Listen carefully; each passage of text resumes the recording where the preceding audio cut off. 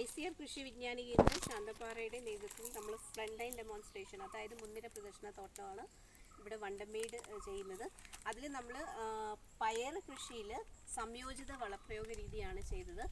പയർ നട്ട് സാധാരണ നമ്മൾ വെജിറ്റബിൾ സ്പെഷ്യൽ, അതായത് പയർ നട്ട് പറിച്ച് നട്ട് 30-ാം ദിവസം അല്ലെങ്കിൽ 35-ാം ദിവസമാണ് ഈ സ്പ്രേ കൊടുക്കുന്നത്.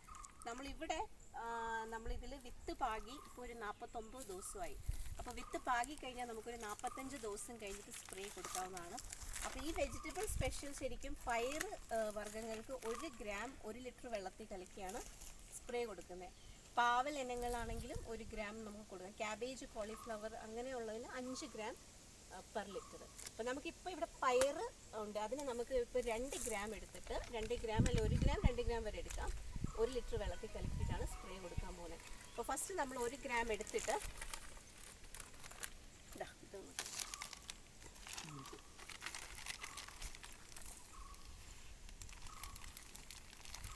2 ഗ്രാം എടുക്കാം.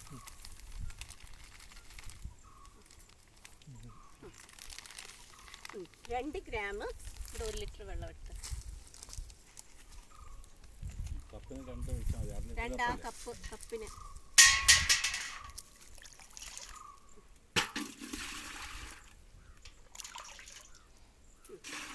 ഒരു കമ്പ് എടുത്തിട്ട് ഇത് പയറിന് 2 ഗ്രാം 1 ലിറ്റർ വെള്ളത്തിൽ. എന്നിട്ട് നമ്മൾ ഇതിലൊരു ഷാമ്പൂവിൻ്റെ സാഷയും ഒരു നാരങ്ങ നീരൂടെ ഇച്ചിരി ഇട്ടാൽ മതി, മതി. എന്നിട്ട് ഒരു നാരങ്ങ നീര് ഒരിച്ചിരി മതി അതിനകത്ത്. 1 ലിറ്റർ വെള്ളമല്ലേ ഉള്ളൂ. എന്നിട്ട് ഇത് മിക്സ് ചെയ്തിട്ട് ആ സ്പ്രേ ചെയ്യും.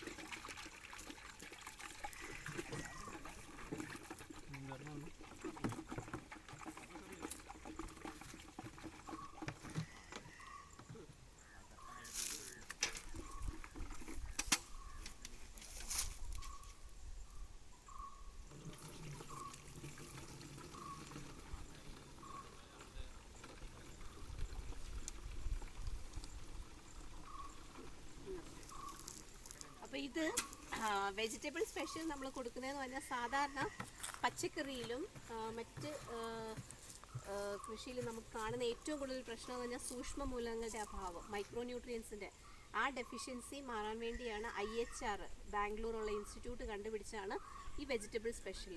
അപ്പോൾ ഇത് ശരിക്കും നമ്മൾ കൃഷി തുടങ്ങുമ്പോൾ തന്നെ, അതായത് 45-ാം ദിവസം തൊട്ട് ഇത് 2-3 സ്പ്രേ കൊടുക്കാം. 45-ാം ദിവസം ഇപ്പോൾ ഒരു സ്പ്രേ കൊടുത്തിട്ട് 20 ദിവസം കഴിഞ്ഞ് വീണ്ടും ഒരു സ്പ്രേ, പിന്നെ 20 ദിവസം കഴിഞ്ഞ് ഒരു സ്പ്രേ, അങ്ങനെ 3 സ്പ്രേ നമ്മൾ കൊടുത്താൽ നമുക്ക് സിങ്ക്, ബോറോൺ, കാൽഷ്യം, മഗ്നീഷ്യം, മറ്റ് സൂക്ഷ്മ മൂലകങ്ങളുടെ എല്ലാം അഭാവം മാറിക്കിട്ടും. അപ്പോൾ അതിനു വേണ്ടിയാണ് നമ്മൾ ഈ സ്പ്രേ കൊടുക്കുന്നത്. അപ്പോൾ ഇത് സ്പ്രേ ചെയ്തു.